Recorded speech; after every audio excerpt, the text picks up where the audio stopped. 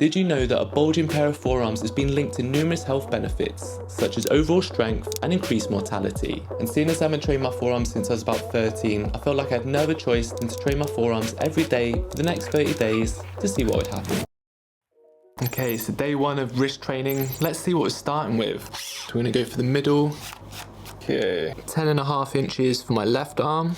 And 10.5 inches on the other arm. For some reason I thought there might be a bit of a discrepancy between the two arms, especially now that I'm single, but we've got 10.5 inches on both arms, so let's see how much we can grow in 30 days. As I was going to be training my forearms every single day, I decided to split my training into gym workouts and home workouts. For my training at the gym, I kept it pretty simple with just 2 movements. Reverse forearm curls, which is the same movement as a bicep curl, but you rotate your hands the other way. As this was a new movement, I started with only 15 kilograms and soon found my forearms fatigue very quickly, so 4 sets of 15 to 25 reps was all I needed. And for the second exercise, I don't really know what you call this one, reverse wrist curl thingies. For these, you hold your hands straight out in front of you and curl your wrists upwards. And it might not look like much, but again, these will give you one hell of a burn. And I'll do this with the same weight directly after my reverse curls, like a mega forearm superset. Slowly over the weeks, I applied progressive overload and was able to increase the weights up to 30 kilograms. For my first week of training at home, I just hung from my pull-up bar. As well as building forearm and grip strength, hanging has benefits such as spinal decompression, stretching the upper body, reducing shoulder pain, improving mobility and correcting posture. It also isn't that taxing, so it gave my forearms some much needed recovery as it adjusted to those new exercises. However, after a week, I thought it was time to up the ante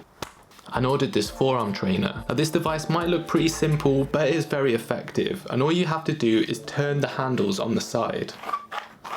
It's similar to this old bodybuilding device you might have seen before, where you just have a rope and a weight on a string, and it really burns your forearms. And you can watch TV at the same time, so it makes staying consistent very easy, and it's also quite fun at parties. Supposed to be doing it both hands, you're just doing it in your right hand. Oh, am I? Both at the same time? Oh.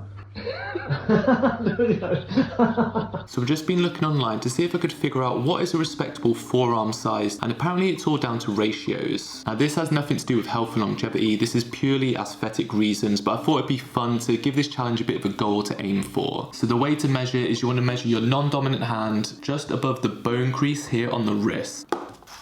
Alright, let's see what we're dealing with. 6.5 inches. So that means my forearms need to grow to 13 inches by the end of this challenge, which seems highly unlikely, but if you're gonna dream, let's dream big. Now while I get back to my training, we should probably talk a little bit more about the health benefits of forearm training and grip strength. Many studies show that grip strength is a biomarker of aging, and it's been correlated with an impressive number of health factors, including overall strength, bone mineral density, cognitive impairment, depression, sleep problems, diabetes, and quality of life. Does this mean if you train your forearms and grip strength you'll live longer? No, it's just a good overall health indicator, and if anything helps amplify the importance of a consistent strength training routine. I think sometimes working out can be seen as a vain pursuit by people who solely just want to look good. However, for an overall health, longevity and general satisfaction out of life, especially as you get older, being able to move and do all the things you enjoy, I think some kind of resistance training is important. You don't need to be lifting heavy weights 6 days a week. Most people could get great results body weight training a couple times a week. And if you're on the fence about working out, use this as encouragement to get started. And if you don't know where to start, send me a message on Instagram and I'll help you out. Alright guys, so after 30 days of hard work, pain, grit and suffering, let's see how much these puppies have grown.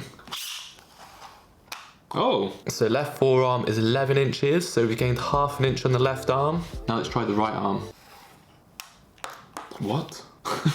My right arm is now 11.5 inches. So I've gained an inch on my right arm and only half an inch on my left arm. So I've somehow created some kind of imbalance throughout this challenge, which I'll have to work on. But that's still pretty impressive results for only 30 days. Alongside the forearm test, there was also a bicep test, which is also in relation to your wrist size. So I thought we'll do that now just for fun. And if you've got a tape measure at home, grab one and join along. So the ratio for the bicep test is the bicep should be 2.5 times bigger than your wrist size. So again, my wrist is 6.5 times 2.5 is like 16.25. I actually don't think I've ever measured my biceps. Okay, we're locked in. right bicep is 14.5. So that means my biceps are also about 2 inches from bodybuilding aesthetic. So as far as 30-day challenges go, I think this one was pretty successful. And when I was making the thumbnail for this video, I was actually blown away by the difference in my forearms. Like, it's actually really noticeable when you see them side by side in pictures. Similar to the neck training video, I think these results are exaggerated because I've never actually specifically trained my forearms. So they're going to see a lot of growth rapidly, but I assumed if I carried on doing this for the next couple of months, that would slow down a lot.